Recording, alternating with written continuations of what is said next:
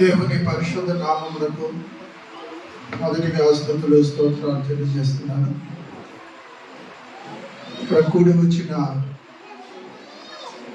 పెద్దలు, పిల్లలు అందరికీ ప్రభు పేట వందనాలు, పిల్లలకు ఆశీస్సులు. అట్లాగే మా మిత్రులు నవీన్ వారి సతీమణితో రావడం చాలా సంతోషకరమైన విషయము.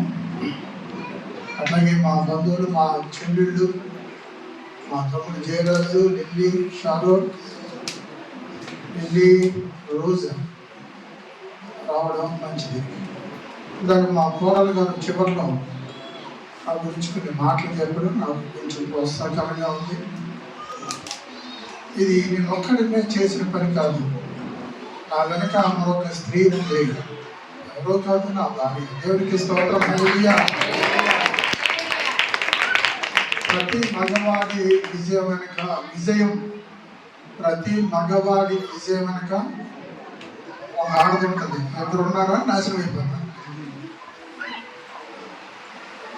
కనుక నాకు అమ్మగారు, నా భార్య షారోన్ రోజ్, ఈ మినిస్ట్రీస్ మొదటి నుంచి ఆమె కూడా నాకు చేయూతనిచ్చి ఇంతవరకు మేము రావడానికి సహకరించిన ఆ భార్యను బట్టి కూడా దేవునికి వందనాలు చెల్లిస్తున్నాను.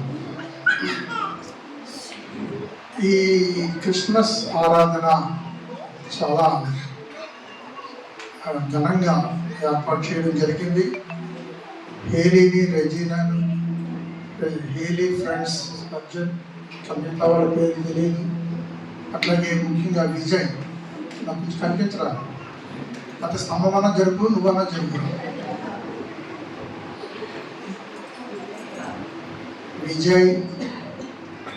విజయ్ ఒక్క పని చేయడు, 100 పనులు చేస్తాడు. నేను చెప్పిన పని మాత్రం చేయడు. ఎందుకంటే ఆ 100 పనులు కలిసిపోతాడు. మంచినీళ్ళు తీసుకురాలని చెప్పి ఆ బాటలో అది అక్కడ బయట పనులు చేస్తున్నాడు. ఎంత జరగట్లేదు.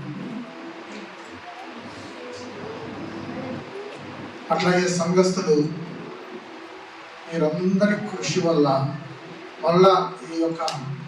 ఈ క్రిస్మస్ ఆరాధనకు కావాల్సిన ఏర్పాట్లు ఇంత ఘనంగా చేయడం ప్రత్యేకంగా అభినందిస్తున్నాను.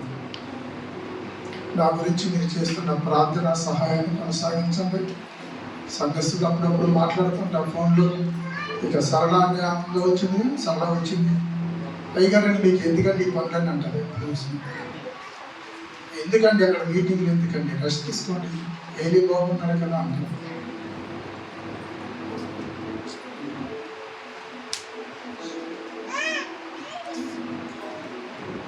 తెలుగులో చెప్పాలో ఇంగ్లీష్లో చెప్పాలో నెక్స్ట్ సెంటెన్స్ నాకు అర్థం కావట్లేదు. కానీ death is my retirement. Retirement అనేది ఉద్యోగం చేసిన వాళ్ళకి 58, 60, 62 ఉంటుంది. కానీ దేవుడు నాకు ఇచ్చిన పిలుపుని బట్టి నా రిటైర్మెంట్ ఎప్పుడంటే దేవుడు నన్ను పిలుచుకున్న రోజు. దేవునికి స్తోత్రం. హల్లెలూయా. నవీన్ గారు గ్రీటింగ్స్లో మంచి వర్తమానాన్ని కూడా పంచారు. హేలీ 3 పాయింట్లతో ముచ్చటగా క్రిస్మస్ సందేశాన్ని అందించాడు. నేను నాకు ఇచ్చిన సమయాన్ని నేను సద్వినియోగం చేసుకుని నేను కూడా క్లుప్తంగా మాట్లాడడానికి ప్రయత్నం చేస్తాను. ఎందుకంటే పెద్దవారు ఉన్నారు, తొందరగా ఫోన్ చేయాలి.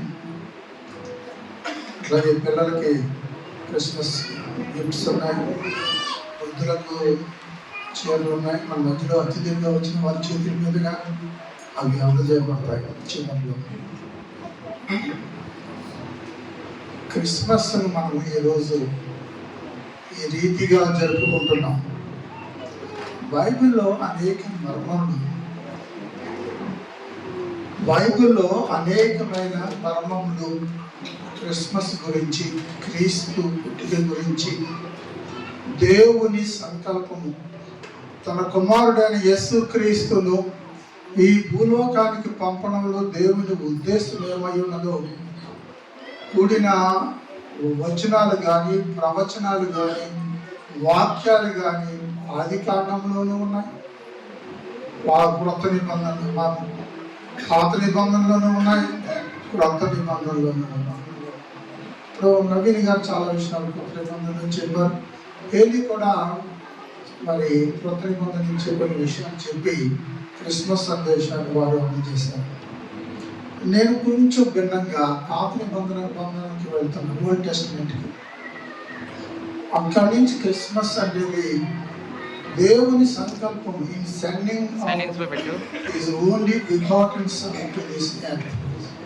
దేవుడు తన కుమారుడైన యేసుక్రీస్తును ఈ లోకానికి పంపించడంలో ఉద్దేశం, దేవుని ప్రణాళిక, ఆయన చిత్తము మానవాళి పట్ల ఏ రీతిగా ఉన్నది అనేది అనేక మర్మములు ఉన్నాయి. ఇవన్నీ చెప్పడానికి సమయం లేదు. నేను ఒక వచనాన్ని, ఒక టెక్స్ట్ని మాత్రమే తీసుకున్నాను. లేవియా కాండము 14వ అధ్యాయం.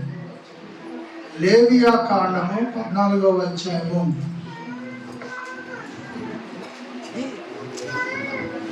14వ అధ్యాయము 1 నుంచి 7 వచనాలు నేనే చదువుతాను. లేవియా కాండము 14వ అధ్యాయము 1వ వచనము నుంచి 7వ వచనం వరకు దయచేసి గమనించండి. బైబిల్లో ఉన్న వాళ్ళు చూస్తూ గమనించండి, దేని వారు శ్రద్ధగా వినాలి. మరియు యెహోవా మోషేకు ఇలాగు సెలవించెను, కుష్ఠరోగి పవిత్రుడని నిర్ణయించిన దినమున వాని గూర్చిన విధి ఏదనగా, యాజకుని యొద్దకు వానిని తీసుకొని రావలెను. 3వ వచనం, యాజకుడు బాల్యము వెలుపలకి రాపోవలెను. యాజకుడు వానిని చూచినప్పుడు కుష్టి పొడ బాగుపడి కుష్టి రోగిని విడిచిన ఎడల యాజకుడు పవిత్రత పొందగోరు వాని కొరకు సజీవమైన 2 పవిత్ర పక్షులను, దేవదారు కర్రను, రక్తవర్ణము గల నూలును, ఇస్సోపును తెమ్మని ఆజ్ఞాపింపబడింది. అప్పుడు యాజకుడు పారు నీటిపైని మంటి పాత్రలో ఆ పక్షులలో ఒక దానిని చంపను ఆజ్ఞాపించి, సజీవమైన పక్షిని, ఆ దేవదారు కర్రను, రక్తవర్ణము గల నూలును, ఇస్సోపును తీసుకొని పారు నీటి పైన చంపిన పక్షి రక్తములు వాటిని సజీవమైన పక్షిని ఉంచి, 7వ వచనం, కుష్టు విషయంలో పవిత్రత పొందగోరు వాని మీద 7 మార్లు ప్రోక్షించి వాడు పవిత్రుడని నిర్ణయించి సజీవమైన పక్షి ఎగురునట్లు దానిని వదిలివేయగలరు. చాలా లోతైన వాక్య భాగం. అంత లోతులోకి నేను మనం తీసుకెళ్ళాను. అనేక మర్మములు ఈ వచనాల్లో కనిపిస్తున్నాయి. కుష్ఠరోగి శుద్ధీకరించే విధానం, మోషేకి ఇచ్చిన విధానం, యాజకుడు దగ్గరికి తీసుకురావడం, పాలెము బయటికి యాజకుడు రావడం, 2 పక్షులను ఏర్పాటు చేయమని ఆజ్ఞాపించడం, దాంతోపాటు రక్తవర్ణము కలిగిన నూలును, దేవదారు కర్రను, ఇస్సోపును ఏర్పాటు చేయమని ఆజ్ఞాపించడం. తదుపరి ఒక మంటి పాత్రలో తెచ్చిన 2 పవిత్రమైన పక్షులలో ఒక పక్షిని చంపి దాని రక్తములో ఈ సజీవమైన పక్షిని, దేవదారు కర్రను, రక్తవర్ణము గల నూలును, ఇస్సోపును ముంచి ఆ పవిత్రత పొందగోరు వారి మీద 7 మార్లు రక్తమును ప్రోక్షించి సజీవమైన పక్షిని వదిలివేయడం. It's a process of cleansing a leper. కుష్టి రోగిని బాగు చేసే విధానం. ఇది చెప్పుకుంటూ పోతే నేను గంటల తరబడి ప్రసంగించగలను, ఓపిక లేకపోతే. కానీ ఇది సమయం కాదు, ఇది క్రిస్మస్ సందర్భం కనుక ఒకే ఒక మాటను ఈ 7 వచనాల నుంచి తీసుకుంటాను. 3వ వచనంలో మొదటి మాట, యాజకుడు పాళెము వెలుపులకు, చెప్పండి, యాజకుడు పాళెము వెలుపులోనికి పోవలెను. ఇది నాకు చెప్పడం కాదు, పక్కోళ్ళకి, వెనకోళ్ళు, ముందోళ్ళకి చెప్పండి. గోడ ఉంటే గోడ కూడా చెప్పచ్చు. యాజకుడు పాళెము వెలుపలకు పోవలెను. ఇది నా యొక్క ప్రసంగం యొక్క శీర్షికం. Is the title for my sermon. యాజకుడు పాళెము బయటకు లేదా వెలుపులకు పోవలెను. కుష్ఠరోగిని పాళెం అంటే క్యాంప్ ఇంగ్లీష్లో, లేదా గుడారం అనండి. ఆ తెచ్చిన వ్యక్తిని లోపలికి తీసుకురాకూడదు, కానీ యాజకుడే బయటికి రావాలి, శుద్ధీకరించే ఈ యొక్క పరిచర్యను. యాజకుడు పాళెము, ఆ యొక్క గుడారము వెలుపులకు రావలెను లేదా పోవలెను. కుష్ఠరోగం గురించి నేను చాలాసార్లు మన సంఘంలో ప్రసంగం చేశాను, కానీ ఇక్కడ క్రిస్మస్ కనుక ఒక మాట మాత్రమే తీసుకుంటున్నాను. కుష్ఠరోగము ఈరోజు ప్రపంచంలో చాలా వరకు కంట్రోల్ చేయబడింది. ఒకప్పుడు సరైన మందులు లేక,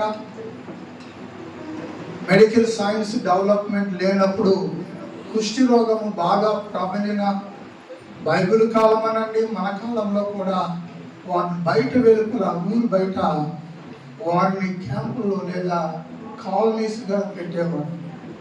వారు యాజకులుగా మారి జీవనోపాధి చేసుకోవడం మనం చూస్తాం.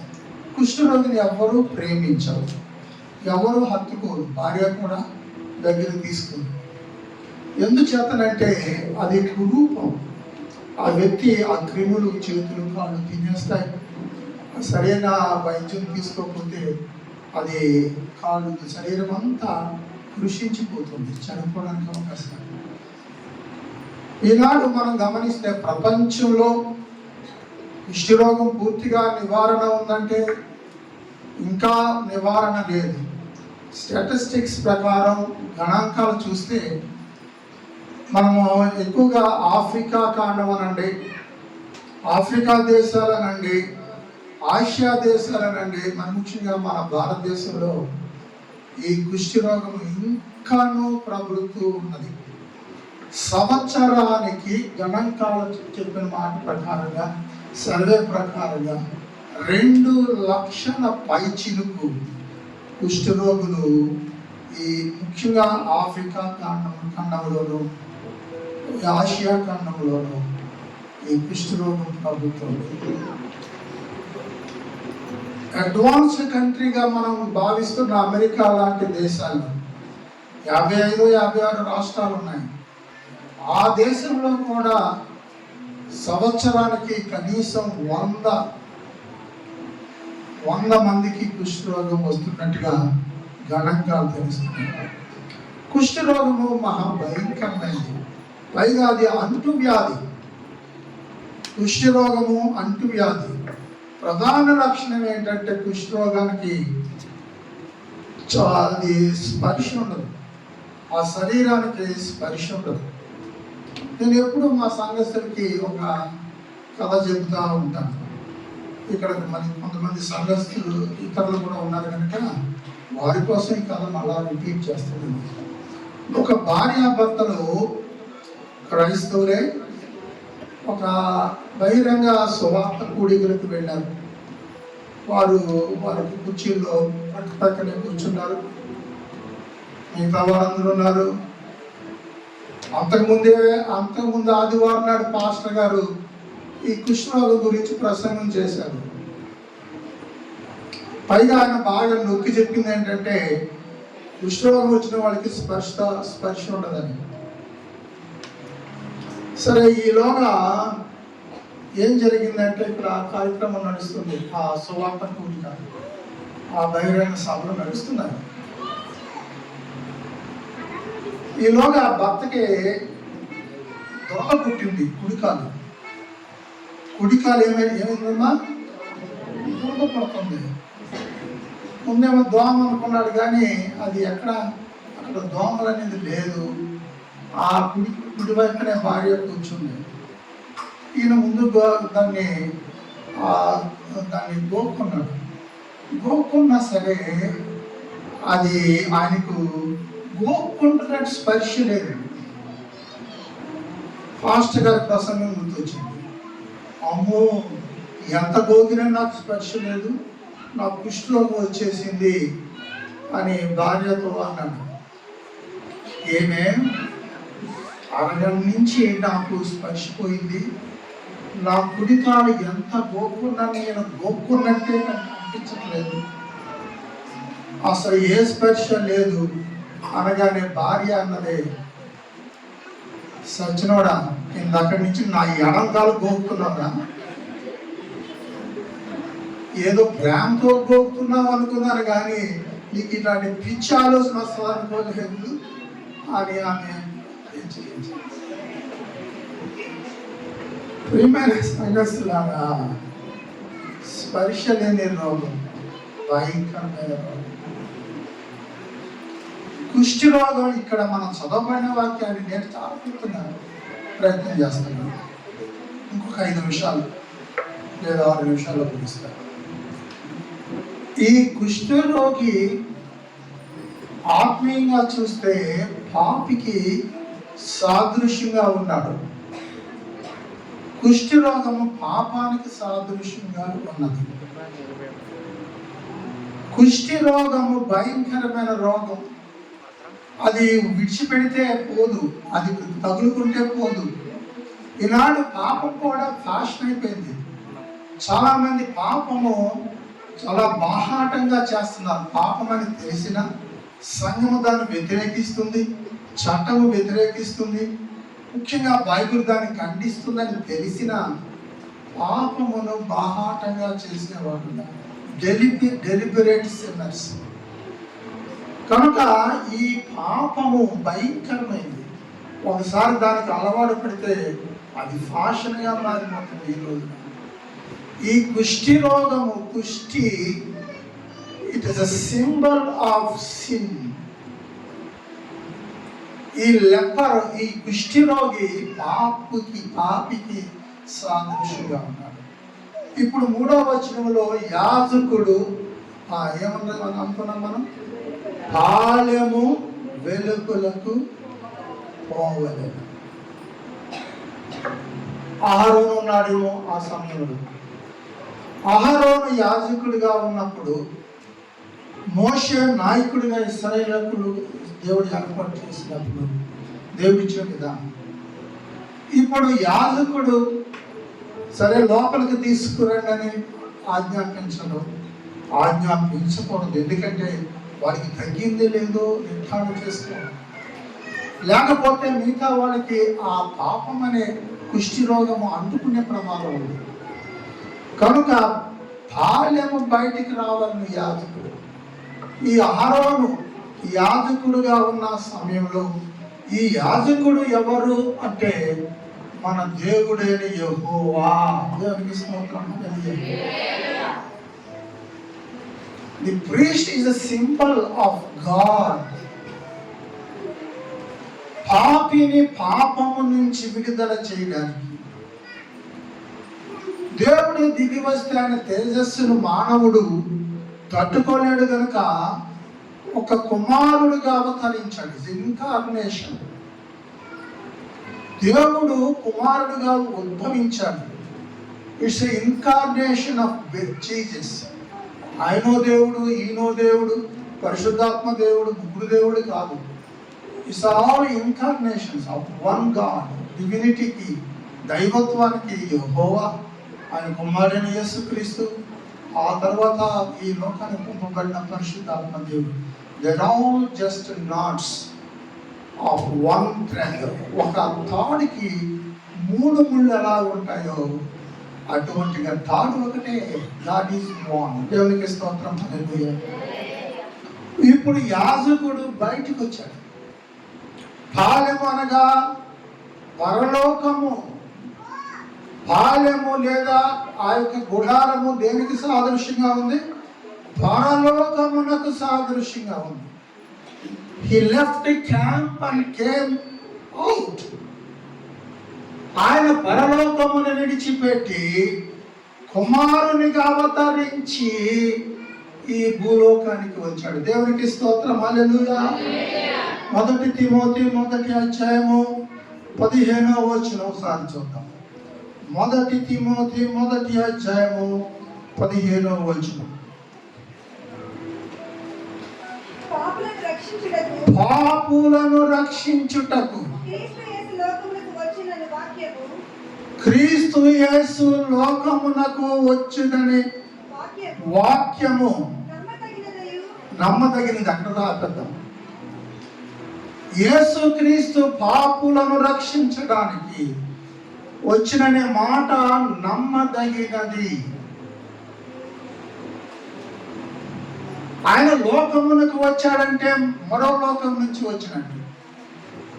ఆయన దేవునికి ప్రతిరూపం, is a representative of God. దేవునికి ప్రతినిధిగా, కుమారుడుగా, మనుష్యుడిగా, ఇందాక ఏలి మాట్లాడినట్టు శరీరధారి అయి అని ఈ లోకానికి వచ్చాడు. దేవునికి స్తోత్రం, హల్లెలూయా. He came down. యేసుక్రీస్తులో లేదా దేవుల్లో ఉన్న గొప్ప విషయం ఏంటంటే అక్కడున్న మహిమను సర్వము విడిచిపెట్టి అది భాగ్యముగా ఎంచుకొనక ఈ లోకమునకు వచ్చిన ఉద్దేశం ఏమిటంటే నిన్ను నన్ను రక్షించడానికి. సేవియర్, ఆయన రక్షకుడుగా ఈ లోకానికి వచ్చాడు. మరొక వచనాన్ని మనం చదువు ముగించుకుందాం. ఫిలిప్పీలకు రాసిన పత్రిక, అపోస్తుడైన పౌలు ఫిలిప్పీలకు రాసిన పత్రిక 2వ అధ్యాయం 5, 6, 7 3 వచనాలు. క్రీస్తు యేసునకు కలిగిన ఈ మనస్సు మీరును కలిగి ఉండుడి. ఆయన అనగా యేసు క్రీస్తు దేవుని స్వరూపము కలిగిన వాడై ఉండి దేవునితో సమానముగా ఉండుట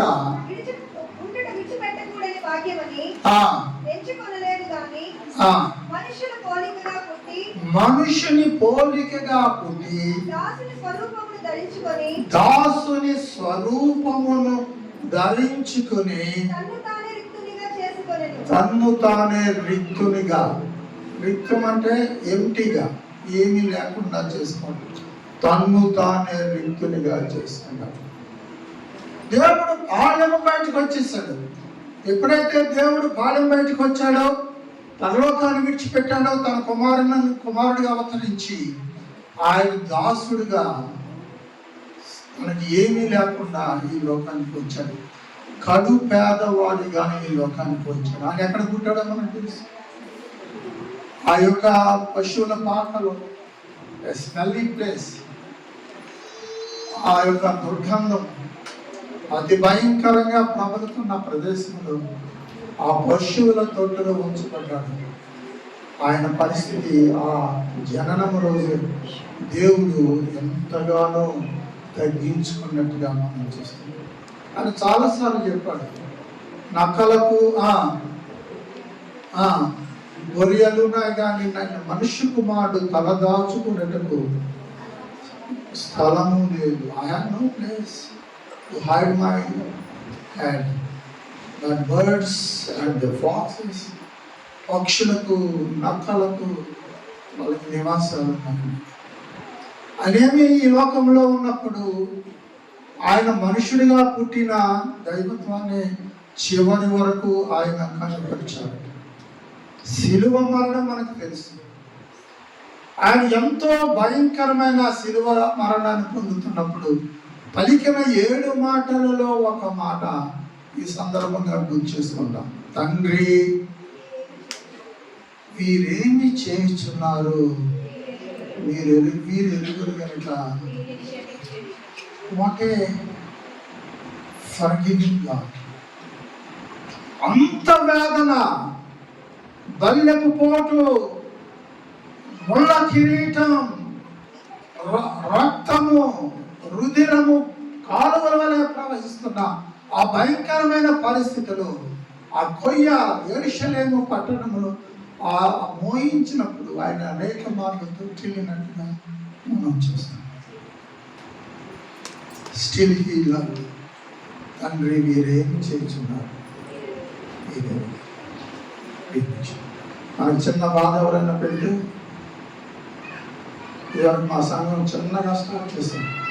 ముసలు మాకు విడోస్ మొదటి నుంచి ఒక ఆపల్లో కూర్చోనంటే మాకు పెద్ద చెవు క్యాక్ వినిపించేది మధ్యలో.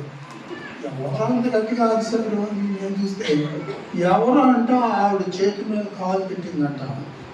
అంత కన్నడదా కళ్ళు కళ్ళు ఎక్కడికి వెళ్ళి గుడిదైపోయావా అని.